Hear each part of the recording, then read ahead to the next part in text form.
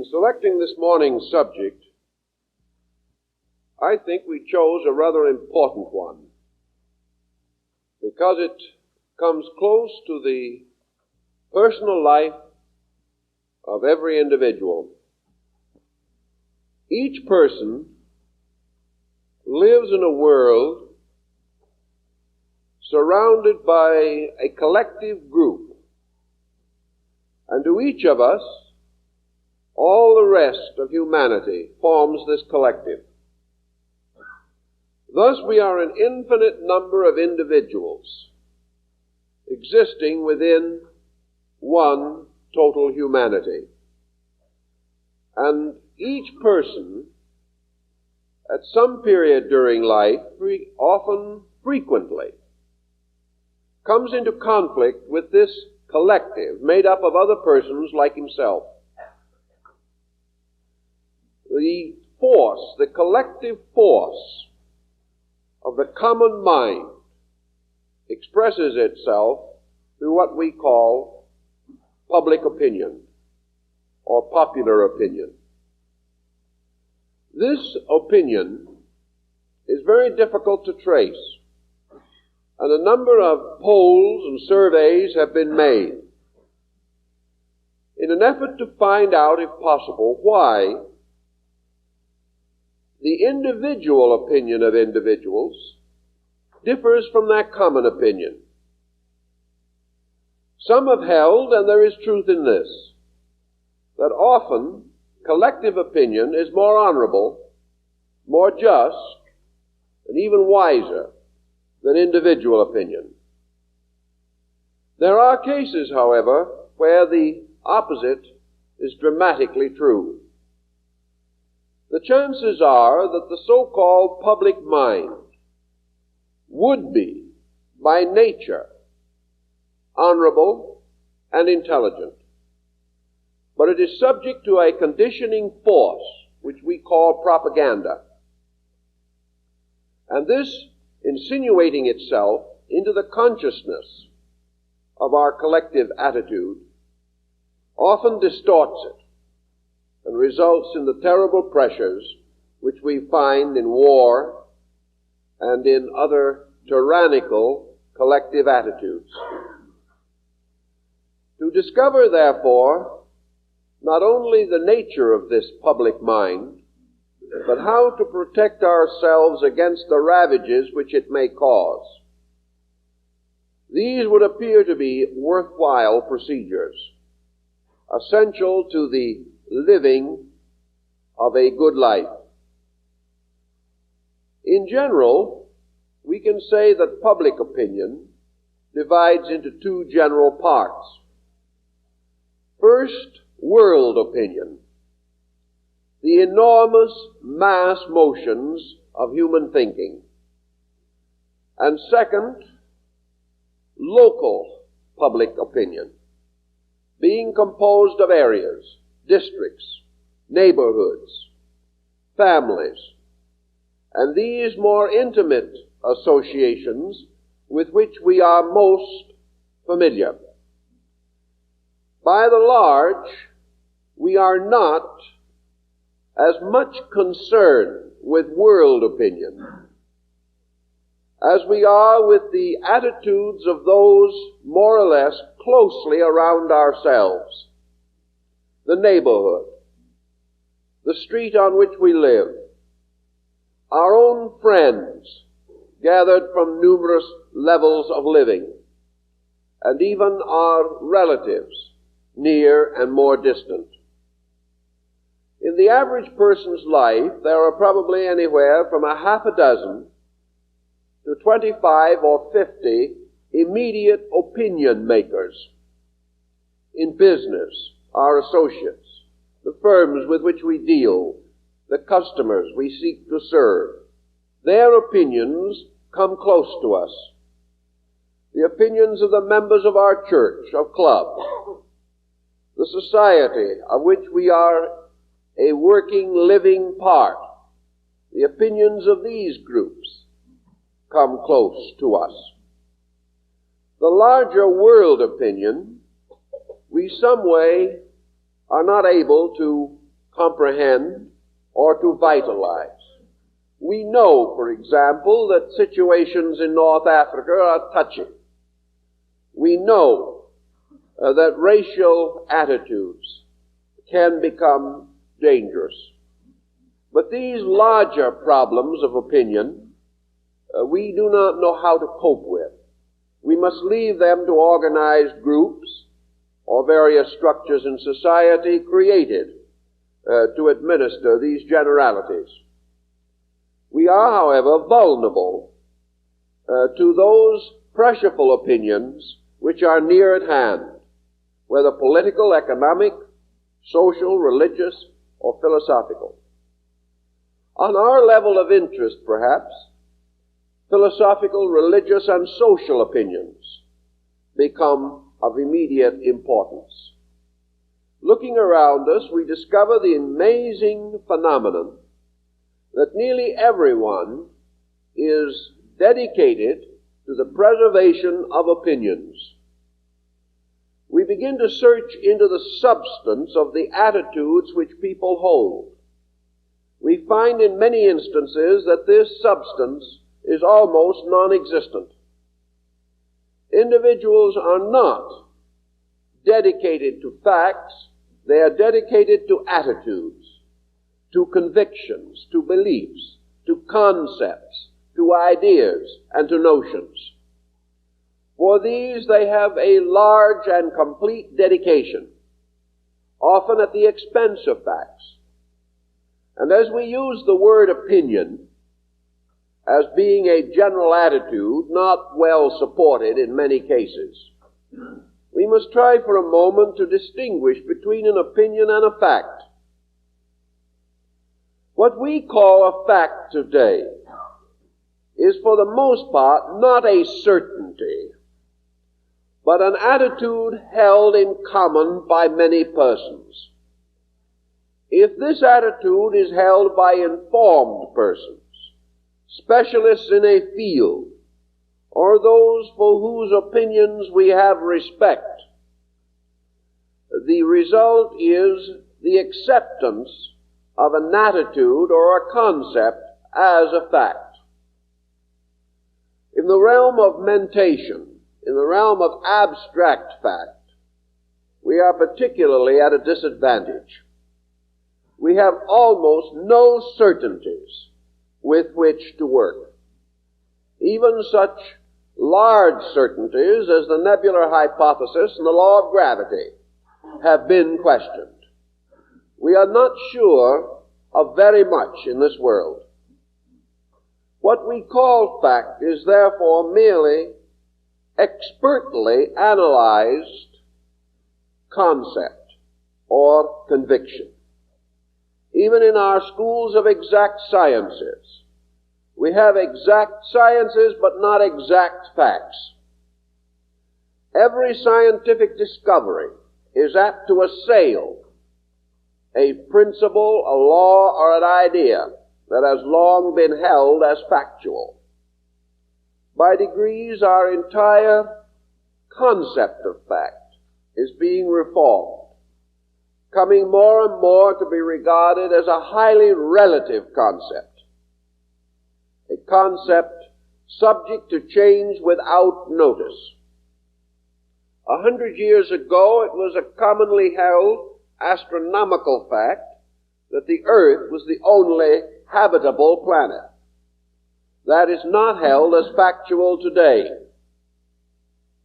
And when we approach the trained mind with some abstraction, such as the possibility of life on another planet, the attitude today is one of increasing liberality and a tendency to say simply, we do not know.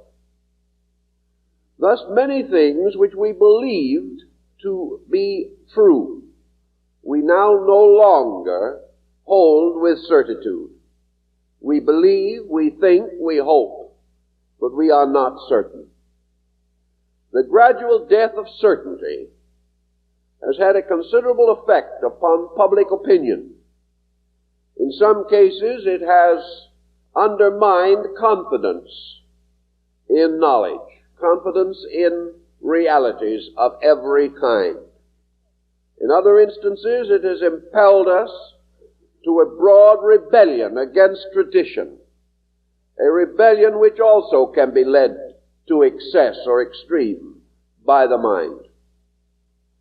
Out of it all comes one point that I think is valuable to us, namely that opinions are not necessarily scriptural revelations. Attitudes are not certainties. And the public mind, like the private mind, can be subject to error and is subject to distortion and exaggeration. We must come gradually then to the realization that it is not a moral and spiritual duty of the individual to conform with the attitudes and opinions of others. He is not bound by society to common agreement.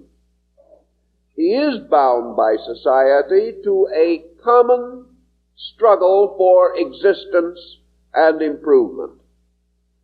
He is duty-bound not to create a situation detrimental to the survival of a socialized existence. This does not mean, however, that he must forever agree with the opinions of his times. Opinions also, particularly the collective type, are themselves in a state of eternal change. That which is held with certainty in one generation is rejected utterly in another.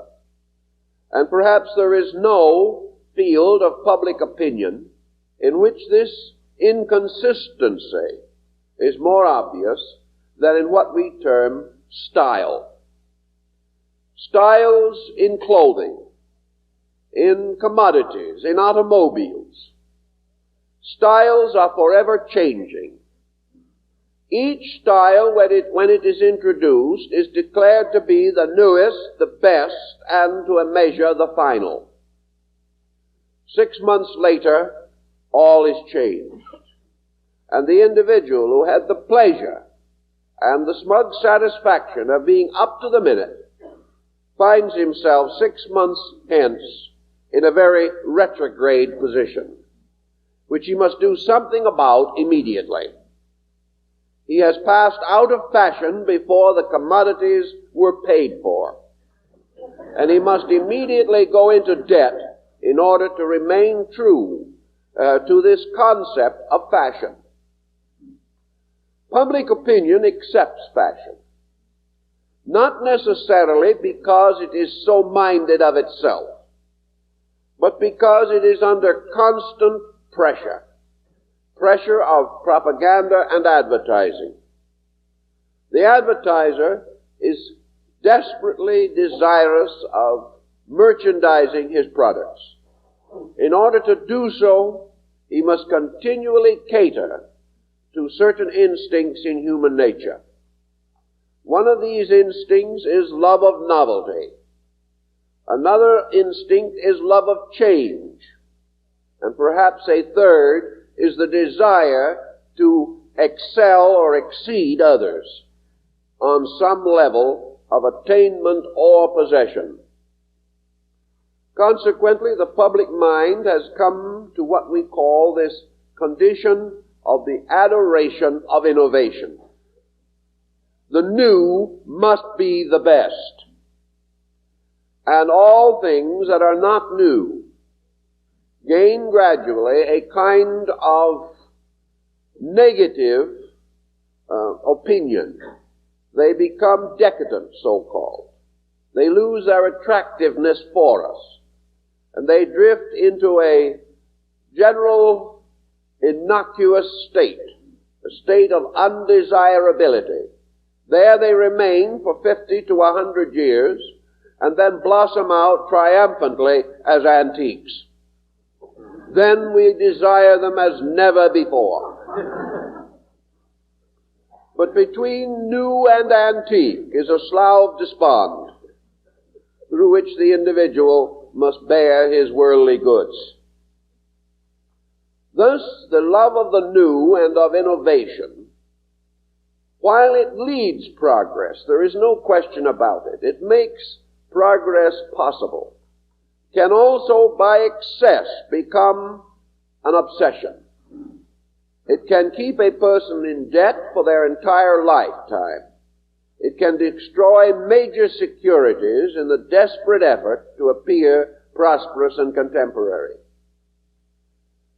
Unless we bring certain mentation to bear upon these things, unless as individuals we have minds of our own and are willing to use them, recognizing that we have been endowed with the power of potential judgment, and that by the exercise of this power, rather than by common agreement with others, we indicate the strength of our own characters. Things that excite us and intrigue us in the term of the new or of innovation, these things may be good, but also they may be merely trash. Everything that is new is not good. Everything that is old is not worthless. It is judgment that must determine these matters. And judgment, of course, represents the power of the individual to withstand collective pressure and be himself accepting for himself those things which he regards as essentially right and proper. Extravagance is an escape from judgment. It is the individual becoming addicted to desires which are inconsistent with the practical available funds which he has.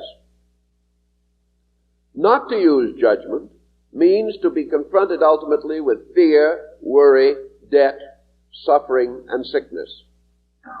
Thus, in the matter of styles, we show this tremendous pressure of collectives upon weak-minded persons, individuals who simply lack the integrity for self-decision. Now, in clothing styles, there's a point that it seems to me to be indicative of our attitude on many other subjects. Strangely, but unfortunately, the human body is so constituted that it must inevitably meet the problem of clothing on a rather basic and simple foundation. There are only a certain number of ways in which fabrics and materials can be draped upon the human chassis. They may be tucked in here or pulled out there, but ultimately we exhaust possibilities. Unfortunately, we are not able to adapt the chassis to the style. We cannot change ourselves continuously to meet the fads. Out of all of this comes a rather interesting point, namely that the individual is an individual. He is not cattle. He is not merely a type or a species like horses or birds of one kind or another. Unfortunately, unlike birds, he does not have his style structure built in. The bird has no problem. We can never equal it for beauty, any more than we can equal the magnificent tinted wings of a butterfly. But man generally discovers that there are certain kinds of clothing, certain types of adornment that are suitable to him. He is an individual. We cannot all look alike and look well. That which is suitable to one person is totally unsuitable to another. Thus, the mass motion of fashions may in each instance favor some, but it will place others at a terrible disadvantage. People look very badly in expensive, fashionable things because they are not suitable. Out of it must ultimately come the realization that each person is a fashion law unto himself, having discovered that which is suitable, which to the best advantage makes him most comfortable, most well-appearing, that this is his style, and that it is his moral duty almost to cling to it, regardless of passing fashions.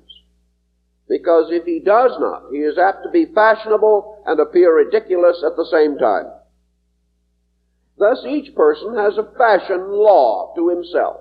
His coloring, his structure, these things suggest certain types of clothing. To depart from such natural requirements is ultimately to lose distinction and appearance. So instead of being bound by these mass motions, the person who is thoughtful chooses that which is most fitting for himself. And if more did this, we would find less regimentation, also greater imagination, and the individual using his own faculties rather than simply depending upon the pressures of his environment. The more he does his own thinking, the more he makes his own decision, the better person he is, and the better equipped he is to face the essential problems of life in which collective decision cannot be helpful.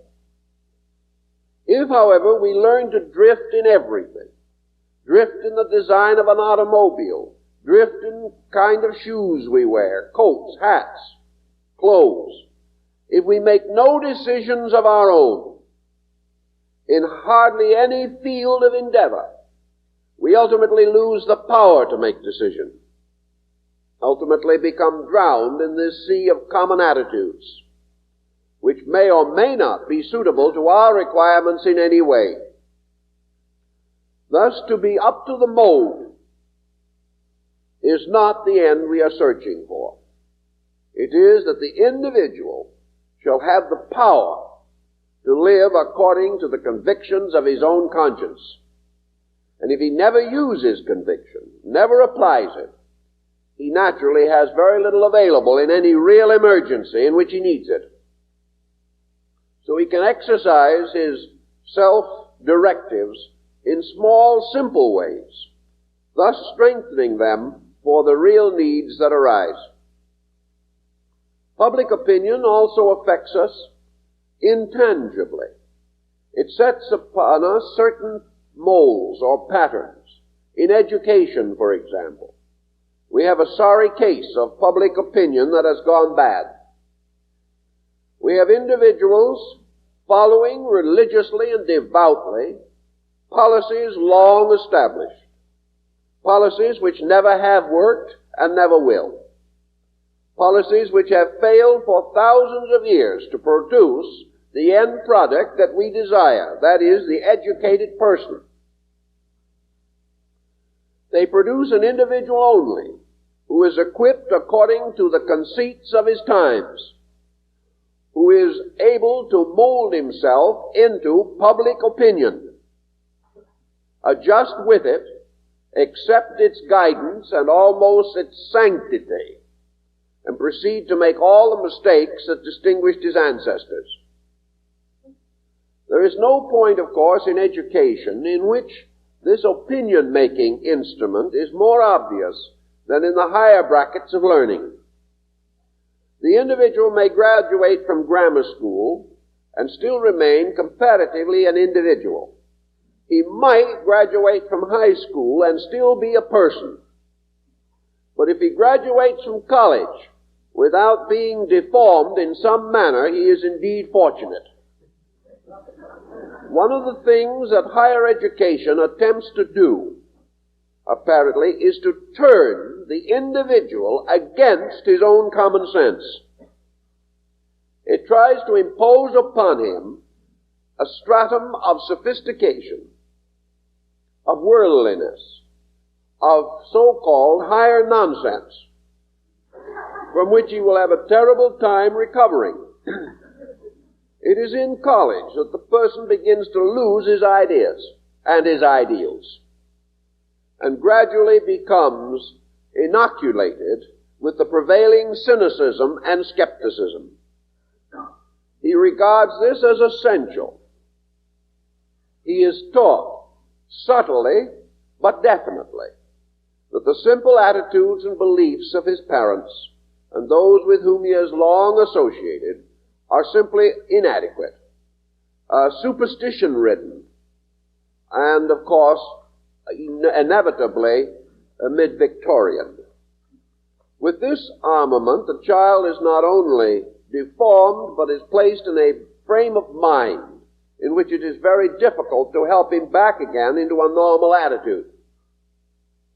So these pressures that are placed upon us demand eternal vigilance from us, or we get into deeper and deeper difficulty. Another very common cause of public opinion molding at the present time is our entertainment world. We have in motion pictures, radio, television, theater. In these brackets, we have a very powerful psychological influence at work. It has been noted again and again that the last 50 years, the entertainment world has fallen to pieces. In the first place, the term entertainment has been completely lost. What we term entertainment today is mostly abnormal psychological clinic, where the individual is enabled to observe the details of the collapse of other human beings. He is permitted to be very close to the morbid situations with which the original author attempted to vitalize his plot. In the first place, most of the stories are imaginary, where, if they be true, the details have been handled in a totally fictitious manner. From a true standpoint of education, the stories are comparatively worthless. Therefore, their excuse as being of serious significance is not valid, unless you happen to hear or see a story or a play that is marked and clearly stated as documentary, unless it is specifically related to a particular incident. There is very little probability that it is valid. But persons watching these things gradually take on the attitudes of this collective entertainment field. And there are a great many persons today who are losing faith in their world, who are losing faith in respect for each other, and are also starting on wild programs of individual analytical counseling as the result of entertainment programs. These are not essentially good. Perhaps one of the best ways of looking at it would be to realize that these various dramas, even assuming that they were true, and of course assuming, as we must, that they could happen, because almost anything can happen, represent very small fragments of society. They represent isolated cases, magnified out of all proportion, and thrown into the consciousness of millions of persons without due cause or reason. They come under the general heading of sensationalism. They are created and presented for one purpose only: profit. They are catering to the idea that we will turn on our television or spend our money to see some morbid, gruesome, or remarkable situation, calling it entertainment. Actually, it is not entertainment. It is something that is not good for us, and certainly not good for younger people. If we had at night a nightmare of the same quality as a performance we had seen on television, we would probably look for a physician. We would declare that we had been subject to a horrible tragedy in our sleep. So public opinion, as presented by all these conflicting, competitive makers of soap, cigarettes, and beer, they become powerful subconscious forces exercising an hypnotic influence upon the public mind, an influence that is essentially meaningless, cluttering up the mind with non-essentials, and may also in many instances be actually detrimental. About the least you can say for them is that these pressures are confusing. They clarify nothing. They direct us to no reasonable end. Going back, therefore, into the study of this whole situation, a total look at it, the responsibility for the whole business lies essentially in the human mind. None of these productions come from any other source. They may be inspired by any of our faculties or perceptions or reflective powers, but their presentation is a mental phenomenon. They come to us out of our own thinking, and we discover that our own attitudes and our own relationships to life make us vulnerable or bring us into detrimental association with these notions. If, therefore, we belong to a certain strata of personal mentality, we are exposed to all other pressures in that strata. For example, if we have a certain prejudice within our own minds, we listen attentively to everything bearing upon that prejudice, particularly upon our side of it. And gradually we come to the decision that there is ample support for our prejudice. If, however, we do this, we should with equal thoroughness and care listen to everything against our prejudice to see whether it is just or not. This we fail to do in most cases.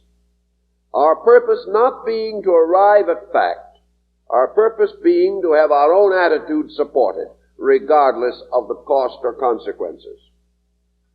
Thus, in our minds, we are absorbed in certain pressure patterns, and what we call collective public opinion is made up also of large groups of pressure patterns.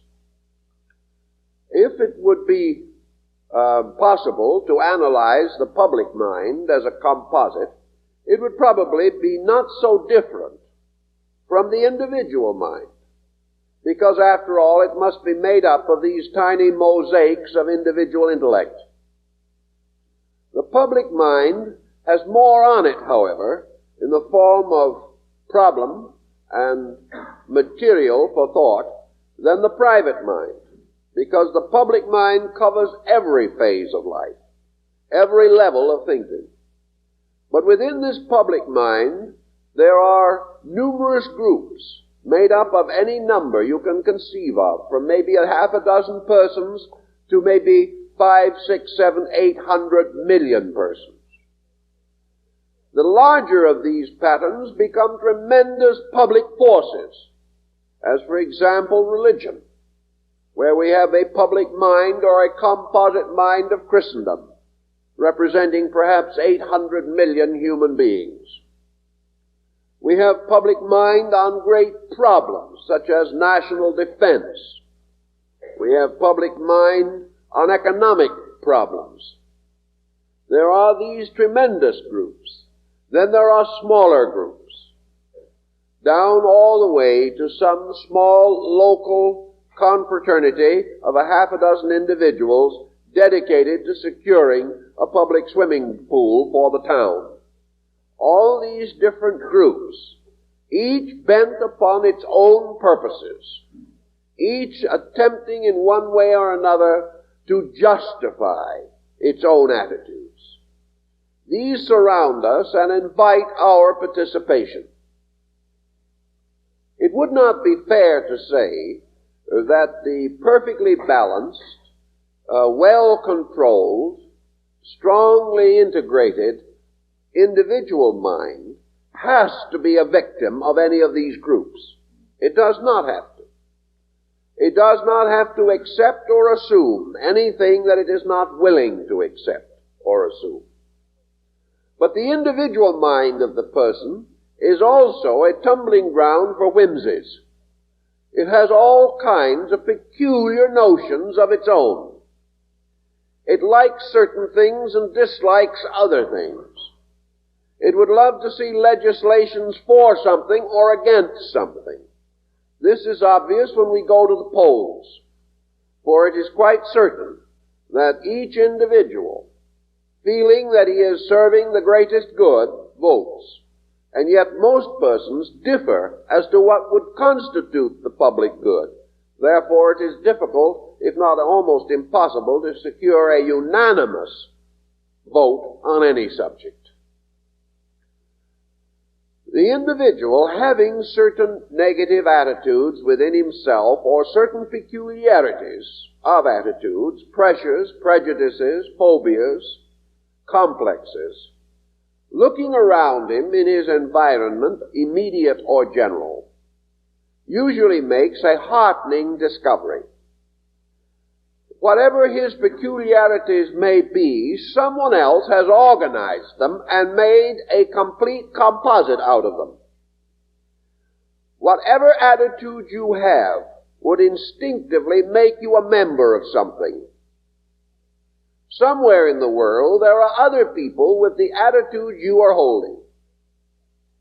If, for example, you have a certain religious prejudice, you will find by a little careful thought that you probably can find a public mind, perhaps composed of several million persons, whose religious prejudice is exactly like your own.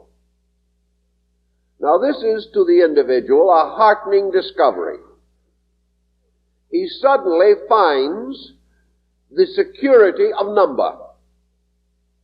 Whereas before, perhaps he was a little uncertain as to whether his prejudice was what it should have been.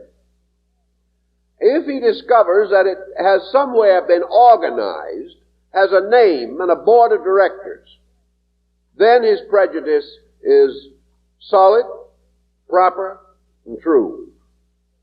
He verges toward this group, which shares the same opinion with himself. It supports him, he supports the opinion of others. And first thing you know, he belongs to a little private universe of individuals who agree with him. He finds that there are such persons. And when he finds that there are 50 or 500 or 50,000 of them, he is almost certain that he is right, that this is now something for a crusade. What he has forgotten, of course, is that this little bubble, whether it be a dozen persons or a million persons, that this little bubble of group organization is floating upon the surface of 2 3/4 billion persons, most of whom know nothing about his prejudice and care less. But the few who share his viewpoint become more important than the hundreds of millions or even billions that do not. Thus, public opinion in its various pockets and its little vortices of organization will sustain almost anything. But if we look beyond, it will also absorb or dissolve almost anything. Therefore, to the individual, the greatest danger of public opinion is that he will find some persons who have the same mistaken attitudes as himself. These will form his world. They will help to lock him in his mistake. He will help to lock them in theirs. And the larger issues of things go unconsidered. Obviously, it is also true that lack of wisdom is more common than wisdom. It is therefore quite reasonable that large groups of persons should be wrong, and that smaller groups of persons, increasingly small, as in minorities, may be more correct or more true in their thinking. Why do we qualify this statement? We qualify it because behind and beneath man's mental education and miseducation, there is a primitive, natural, instinctive recognition of value. Primitive man is almost disgustingly honest. He is so honest that we are afraid of him. He is honest in the way that the small child is honest. Not an enlightened honesty, but an almost supernatural grasp of value. Primitive man is difficult to deceive. Before you can deceive him, you must civilize him. And after you civilize him, he'll believe anything. So behind the great motion of peoples, we must realize that probably a half of the earth's population still belongs in an essentially primitive group, an unlettered and unschooled group, or a group in which education is so slight a factor that survival still depends upon individual intuitive initiative. The individual must solve his problem. He must find ways of survival. He must meet immediate needs by the simplest, most direct and practical attitudes and activities.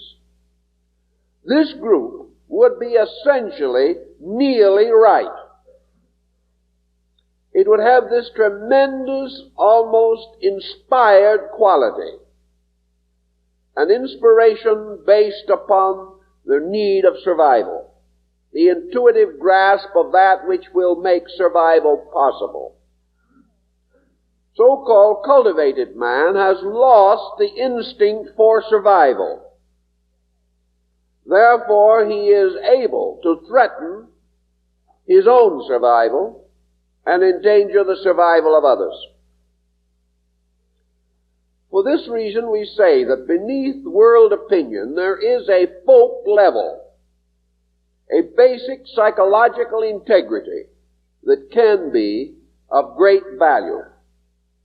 Unfortunately, however, most primitive peoples have now been brought under the influence of powerful propaganda systems, and by degrees the primitive instinct of value is disappearing, only to remain in the most isolated areas. But there is a common integrity underneath the attainments of man. And these attainments very often obscure it, keeping it from having its natural expression. Instead of building upon value, man has built away from value. This is one of his great tragedies. If, however, we consider public opinion as it is today, we have to realize that we live in a world composed of it, in which it has a pressureful part in every one of our careers. The only solution lies in our ability to discriminate, to find ways and means of evaluating the pressure of the public or collective mind. To do this, we must escape from our sense of awe. We must no longer revere this public mind as like unto God. We've got to get away from the fact that a number of believers constitutes a factual foundation for belief. It does not. The number of believers is composed of persons of similar attitudes, but these attitudes are not necessarily correct. If, therefore, the question is brought up and someone seeks to overwhelm our own judgment with some broad, unsemantic statement such as, well, everyone knows that so-and-so is true. It is not so. Everyone does not know. And for the most part, does not care. Everyone is ourselves and two or three persons. Everyone is our own interpretation of what other people think.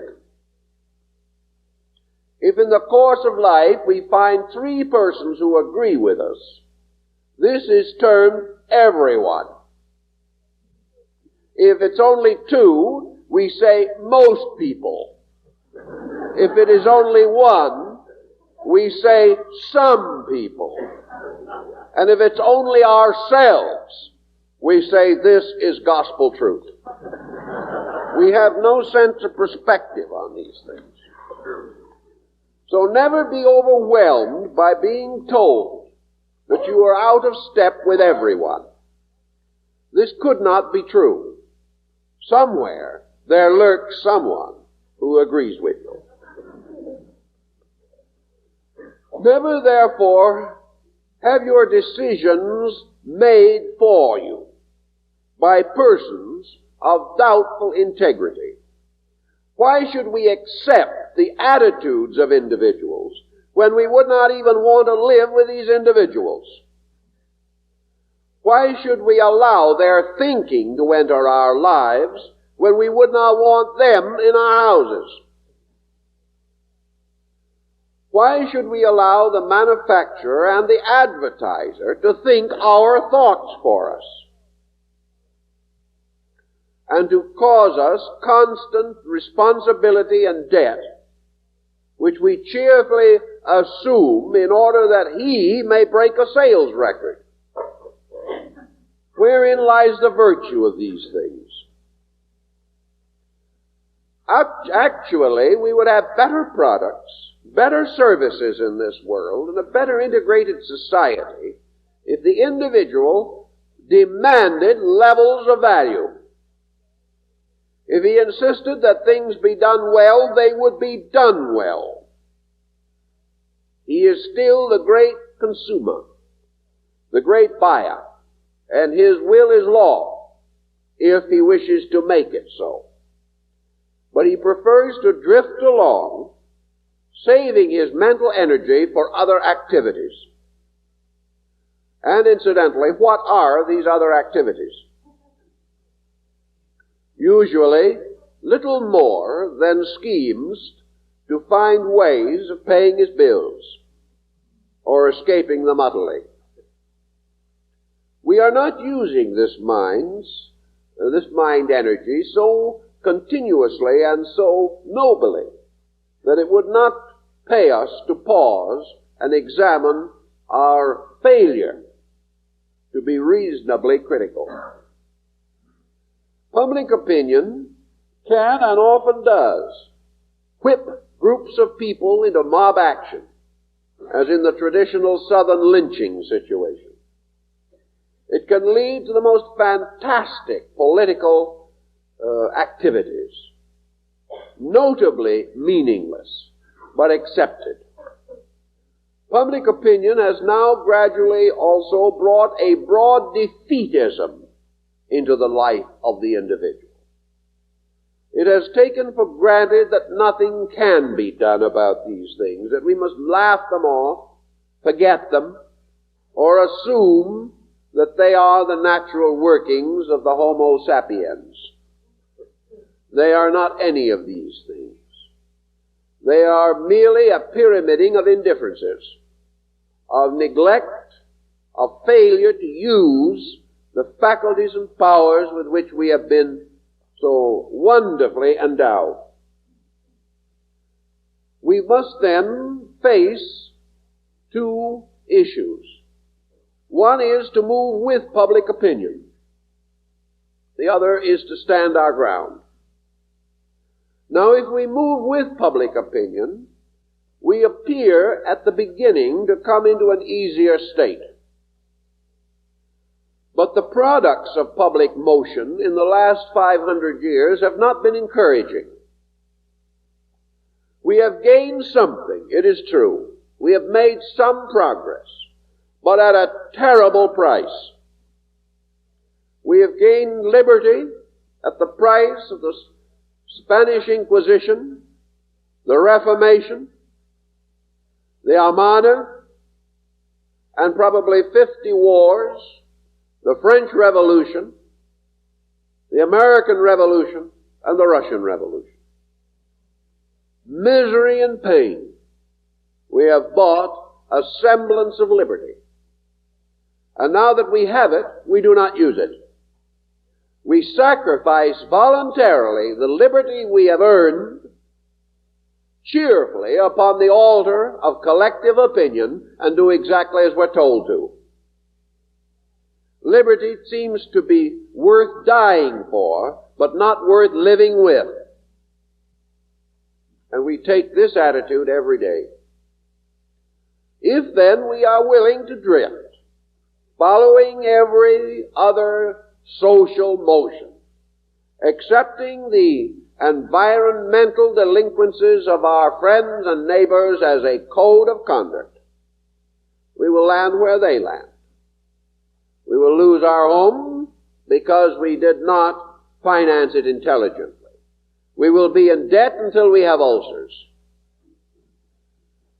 We will follow all the peculiar notions of our time and end as this general group has ended, in confusion and discord, with a very good chance of broken homes, very good chance of delinquent children.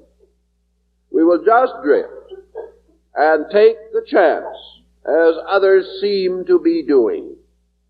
We cannot find among these others very many successful people if we look carefully. Some have a little money and nothing else, and they are among the least successful. Some have poor health, broken homes, constant dissension and discord, worries, fears, and doubts. They are the drifters. They are the ones who form this vast drifting opinion. And if we follow it, we shall come out no better than they do. We shall have only one satisfaction, namely that we have been up to the minute in our stylization. We have lived as everyone else lives. Therefore, we are regarded as contemporary people. That is, for a moment. In a little while, we shall be included among the extinct people. Against this is the possibility of the individual being an individual, living according to the things that he believes to be correct. This will gain him a strange reputation. He will be considered eccentric. If he's rich enough, he probably will be considered to be a powerful individual. If he is not so rich, he will probably be a crank. But in spite of what he is called, he is a person who is living a life of his own. This does not mean that he is annoying or damaging anyone. He should not be doing this.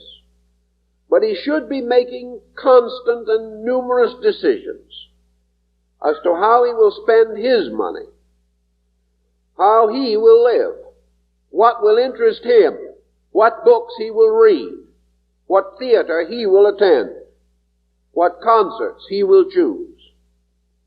He should be doing things because he needs to do them, wishes to do them, or knows why he is doing them. Perhaps the last is the most important. To do things because we know why we should do them. This individual is making a series of decisions. Every day he is planning his own purposes. He is not inclined to force his attitudes upon others. This is wrong. But he is not inclined to merely lie down and let the world roll over him. If he learns to make these decisions in his small daily problems, he will develop an intensive decisional power. He can make valuable and important decisions. He can decide what kind of a world he is going to live in. And he will discover, strangely enough, that he can live in it. And probably, in the end, that others have had the same thinking on these matters, that he is not alone any more than the collective opinioner is alone. But he will find himself with a group of interesting and dynamic characters. He will find certain subtle affinity with those persons who have made the world grow. We would never have had a Socrates, a Plato, a Buddha, Confucius, or Jesus if we had not had within ourselves the power to live above the common level of error. We would never have had progress if certain individuals had not dared to be themselves and to pay for individuality, if necessary, with every bit of strength and life that they possessed. But do not think that conformity is cheap. Keeping up with public opinion today will keep anyone bankrupt and will also ultimately destroy their lives. If we must be a martyr to something, why should it be to public opinion, which is itself constantly vacillating, inconsistent, and non-directive? If we must make a sacrifice, let us sacrifice for some cause or some purpose that is meaningful, either to ourselves or to other people. Socrates gained a magnificent reputation for nonconformity. He paid for it with his life, but he lived. He was a person. He did his own thinking. He dared to be himself. The fate of our whole world depends upon people who dare to be themselves. If they are not willing to take this great risk, there will be no progress. We will drift along under one pressure or another until perhaps atomics solves it for us by eliminating us.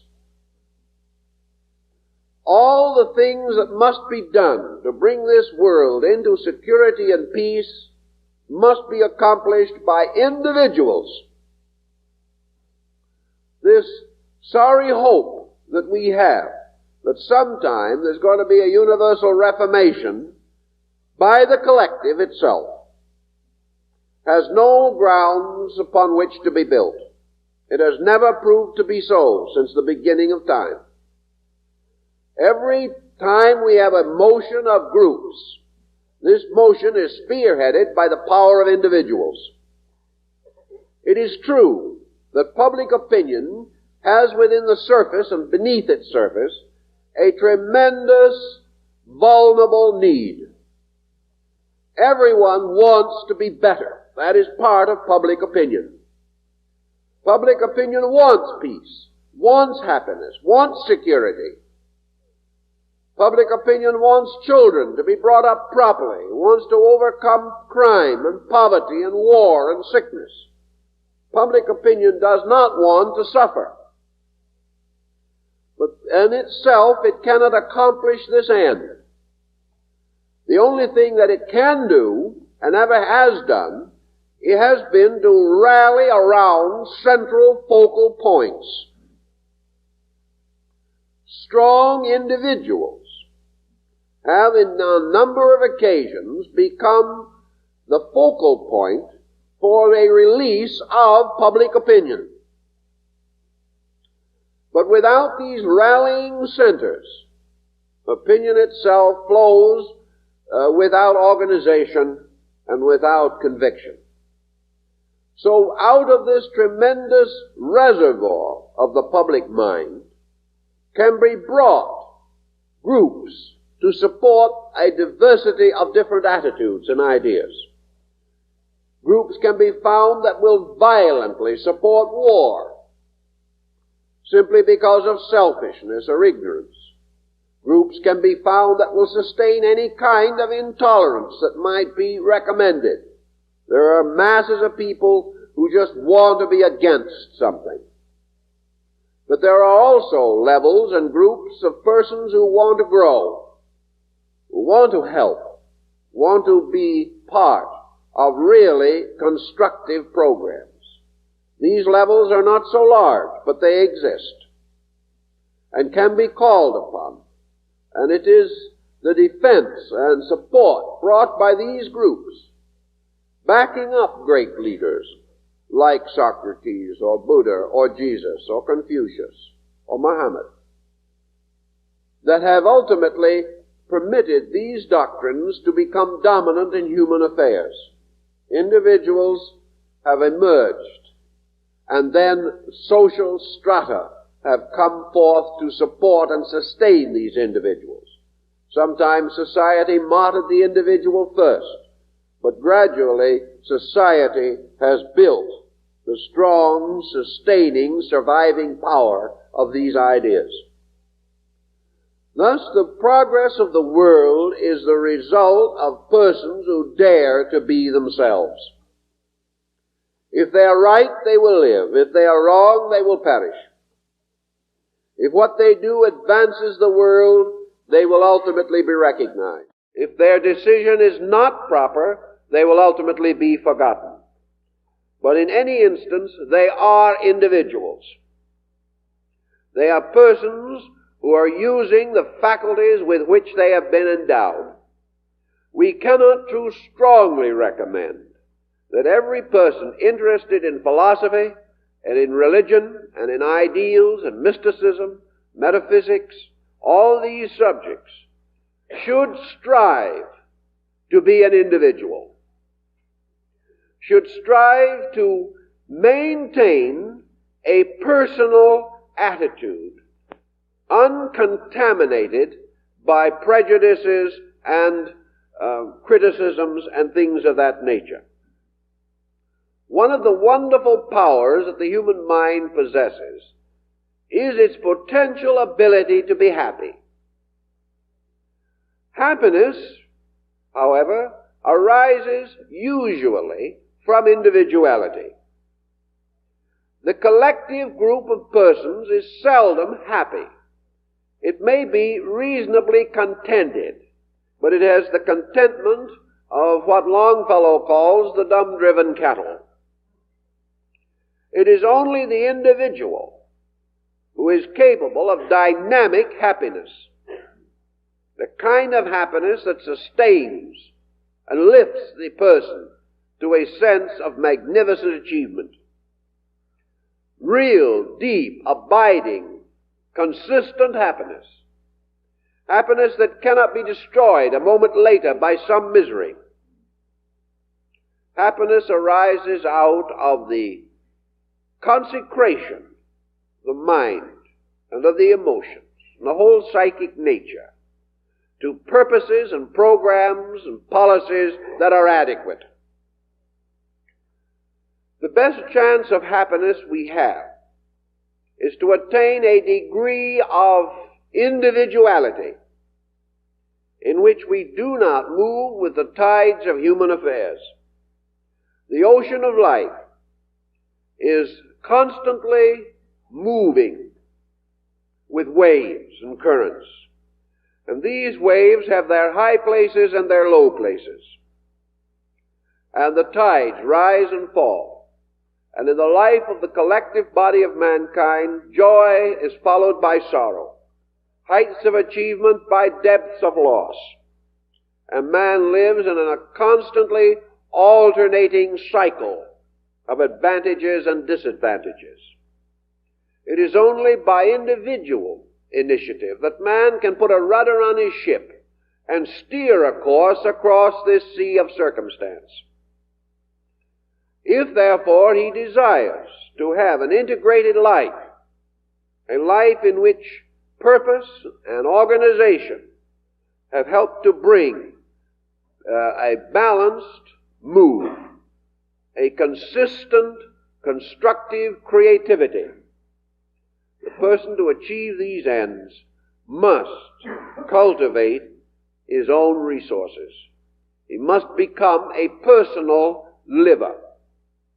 He must begin to live according to his own convictions, with a certain indifference to those who do not wish to live that way. Not an unkind indifference, and certainly not the attitude that he is better than someone else. Just the attitude that he prefers to be different, that he prefers to be himself, that he has projects and purposes and plans, and that he is not going to waste them all, forget them all, in order to continue the pursuit of the trivial. He will use his leisure according to his own understanding, and not simply waste it because others do. That he will have a proper attitude on religion, whether others are tolerant or intolerant. He will be just and thoughtful, and he will worship according to his own conviction. He will gradually discover something that perhaps he would not expect to find. And that is that living as an individual is not all penalty. It conveys also certain definite distinctions. It gives the individual the right to his own humanity. He becomes a person. Others ultimately recognize him as a person. And if his individuality is based upon judgment and wisdom and understanding and natural affection, he will be recognized and for the most part honored. He will find that others secretly wish they could do the same thing, and that beneath the surface of this mass motion there is a vast amount of individual discontent. People want, in many ways, to be better than they are, but lacking inducement, lacking incentive, and lacking example, they are not certain in what direction to turn.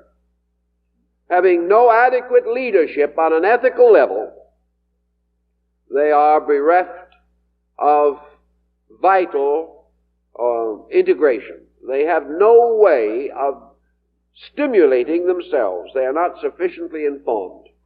That education should produce persons who are unable to find ways of accomplishing their own ideals is a very sad commentary, but nevertheless it is true. Thus, the example of an integrated life is important. So how are we going to do it now? How are we going to move away from public opinion? Are we going to go out like St. Simon of Stylites and sit on a tower in the Libyan desert? No. Are we going to cancel our subscriptions to all our newspapers and magazines? No, they'd be very unhappy. Are we going to discontinue all cooperation with industry and economics? No. We are not going off the deep end, because that is the place where we find the majority of miserable people. We're going to realize that we are born in this world essentially with a capacity that no other creature has, namely the possibility of becoming trained observers. The purpose of life is to grow and to improve through contact with living itself. Thus, attempting to escape life and escape contact is no solution. It is perfectly possible to read the newspaper without falling under its influence. It is perfectly possible to live in society, make all proper and necessary adjustments, and still not worship society.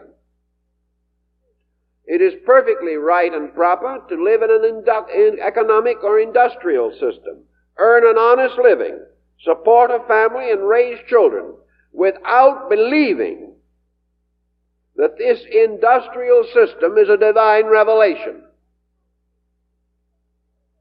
It is also possible to do all things as they are done, without accepting the fact that this is the best way of doing them.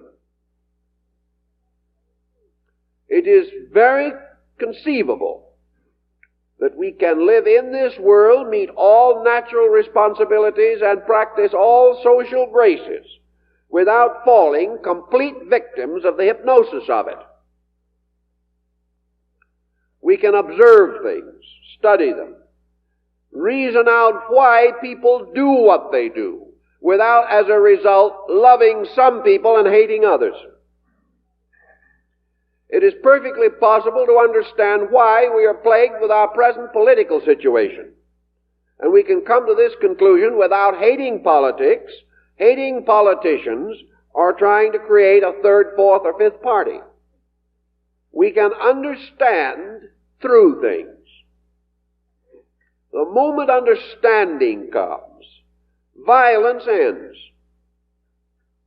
Because in the same measure that we are trying to understand, we gradually learn to realize that other people must try to understand us. This world is composed of human beings doing mysterious things for uncertain reasons. Education helps to clear up the mysteries and the uncertainties. We can gradually see why people act as they do. And out of the same conceit, why we act as we do. Coming to know in the end that we act as we do, not necessarily because of the sovereignty of a divine power within us, but that like most others, we are selfish, indifferent, narrow-minded, and therefore we got into the condition we're in. Out of a little careful thoughtfulness, we get a wonderful degree of personal orientation. We observe why others are ridiculous, but finally come to discover why we are, which is a most valuable find, if we can make it. Gradually, we learn to recognize the power to use the faculties that we have, to become increasingly aware of the nature of the world. And in our relationship to other people and to ourselves, a correct diagnosis is 2/3 of the remedy.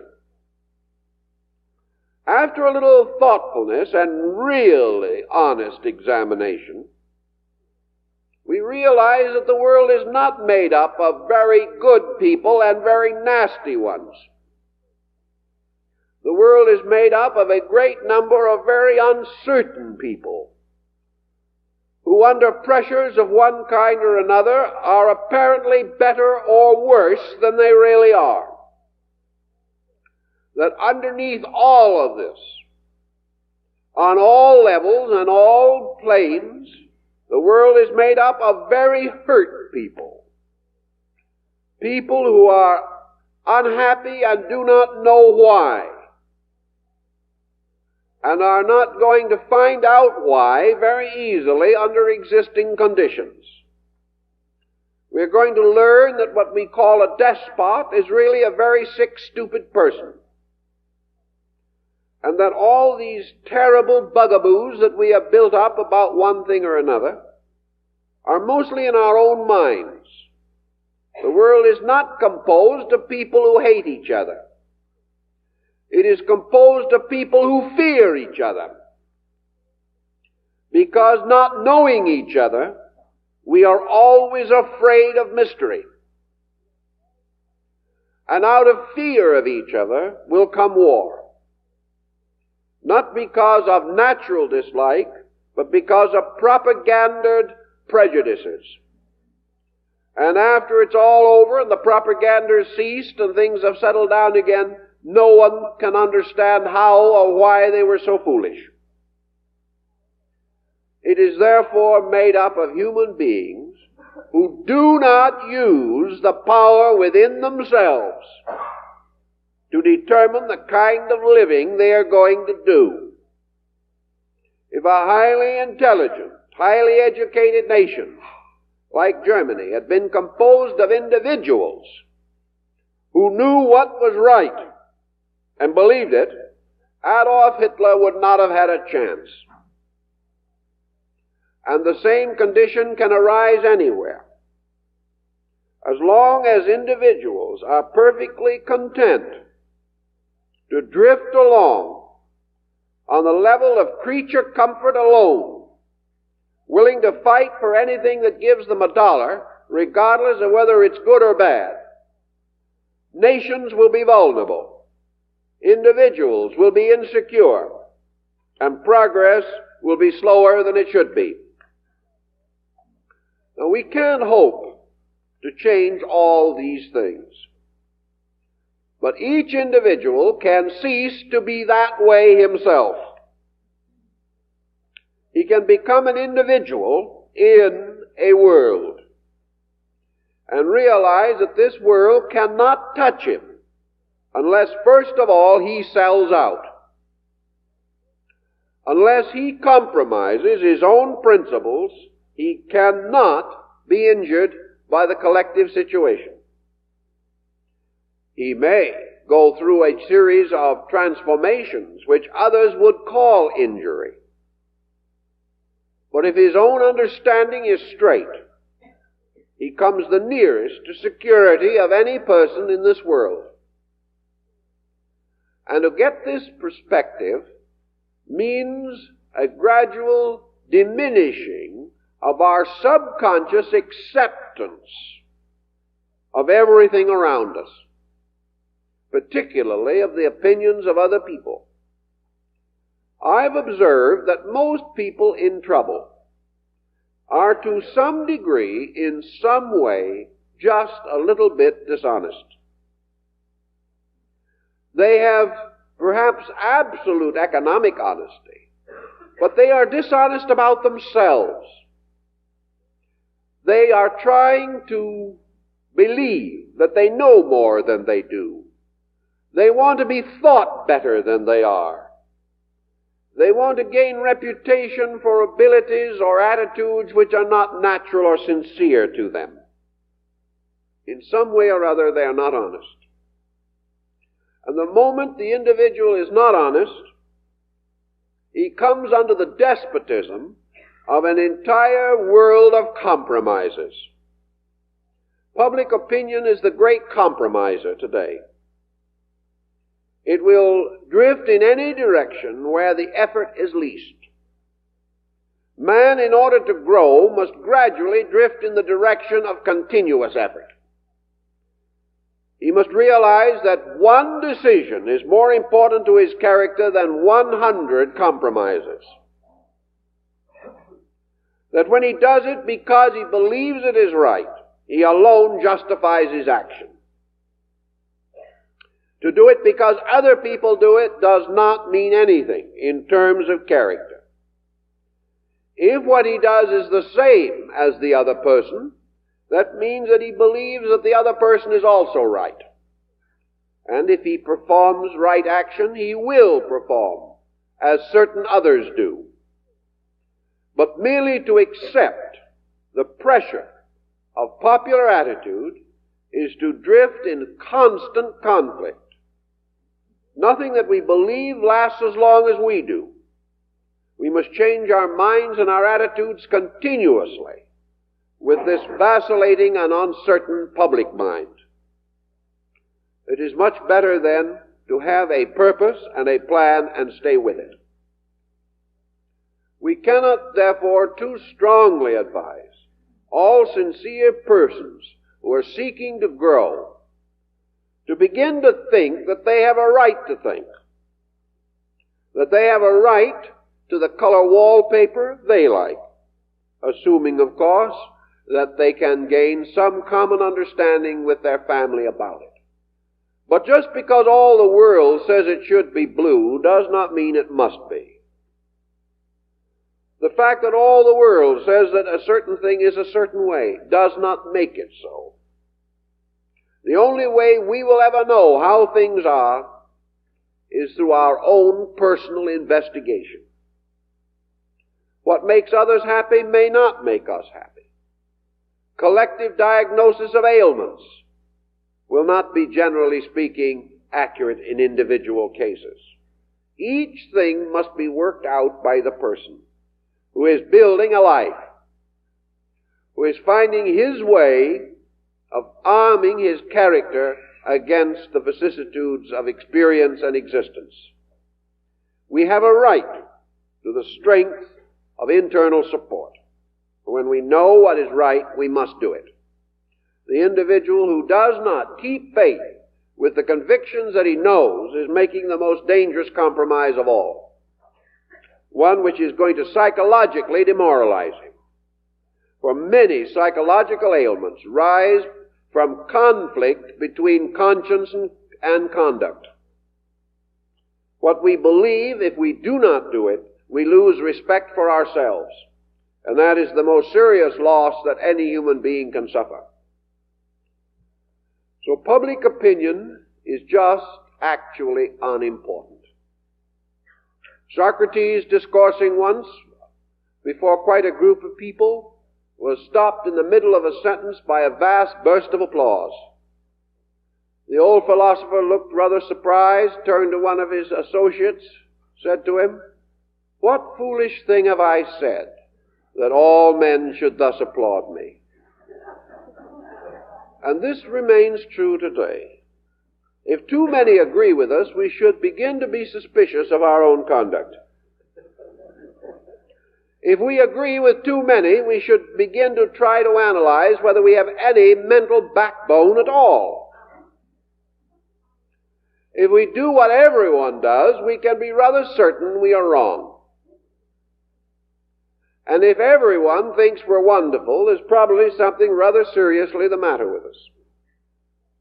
If, however, those who are most thoughtful, most intelligent, most experienced, those in whom values are most obvious, respect us and admire us, then in all probabilities we have important values.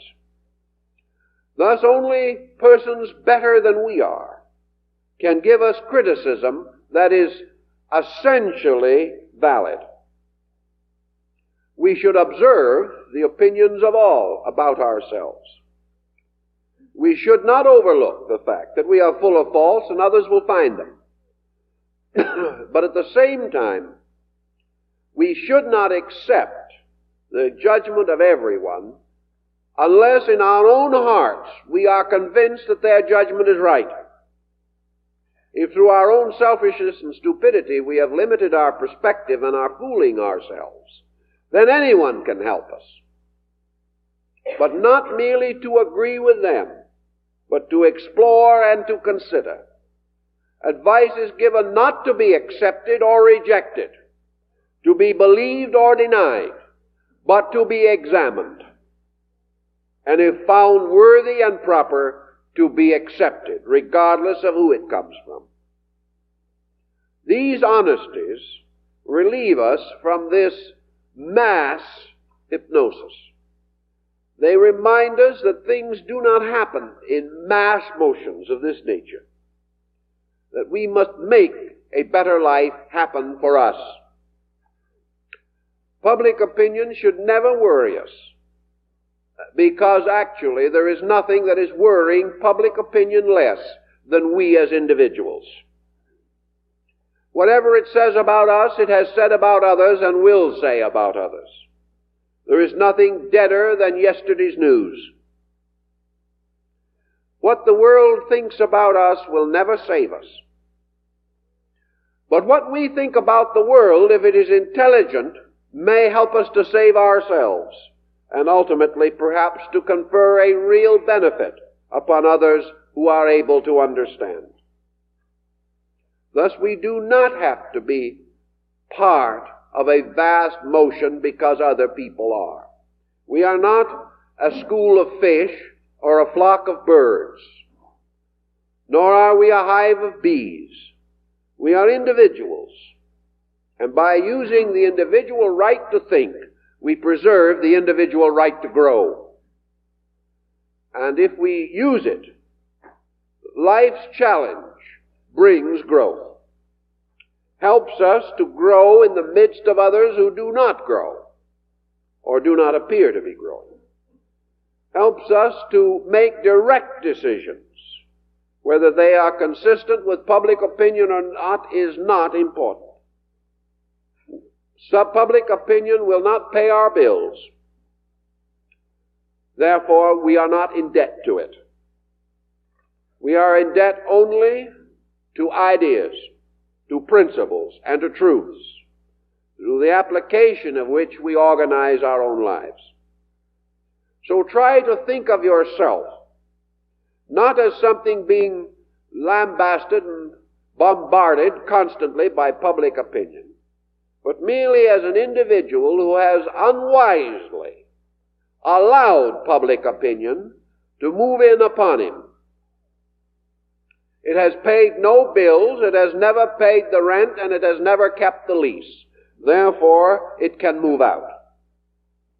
The individual can create his own world, using his faculties to find all good in things around him, understanding them, analyzing them, organizing the mysteries of life, but always refraining from committing himself so that he can no longer be the governor of his own conduct, keeping forever his right to act in his own name, and keeping forever his right to decision in his own mind.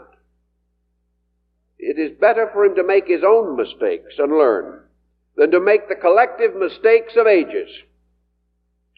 And he may, if he is wise and thoughtful, find a way of life that will prevent him from becoming involved in the common confusion that wastes our resources and time and destroys our health. We must win our fight for normalcy, and we must do it by being in complete control of our own natures, so that we can direct them and guide them to the ends which, to our understanding, are proper and just. And the time is up, so we'll now pause again. In recent years, there's been quite a change in the attitudes of the public concerning the man's place in the home. Up to very recently, we felt that the home was the citadel of the woman. Today, we are beginning to conceive the possibility the woman is going to go out into the world and that man's place will be in the home. We're not sure of this yet, but there are indications. Certainly it is that a new psychology of family is arising. A psychology which shares, as never before, the important values of home and life. So next Sunday morning we're going to try to analyze and discuss the new arrangement or organization of home, which is now going to center around both man and woman rather than only around woman. And the integration of man into the new concept of home, something which is certainly in line with evolutionary trend and is part of the experience of human consciousness that each individual is all things, and that it is not possible to divide the experiences of human beings into absolute categories and separate them as we have long had a tendency to do. Anyway, we think you will find it interesting. I'd like to call to your attention that beginning tomorrow and extending for 3 weeks, we will have the largest and most extensive showing of our books, manuscripts, material of that nature that we have ever had at Robinson's store downtown on the 7th floor in their gallery department.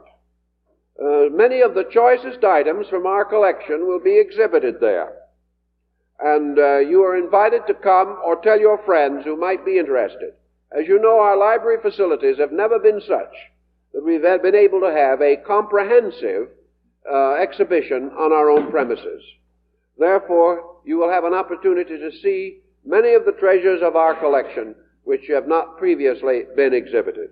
So we hope that many of you will be interested in visiting Robinson's department store downtown 7th floor, during the next 3 weeks. Originally, the exhibition was listed for 2 weeks, but before it began, there was a request to extend it a further week, so it will be there for 3 weeks. I'd like to also call to your attention that we have on our book table this morning a number of items that we have not previously announced. I don't want to announce the titles because there's only one of each, and it may be that it is sold already, but please take a look this morning at the book table. There are several rather scarce and unusual used books available, books that we have not offered for a long time.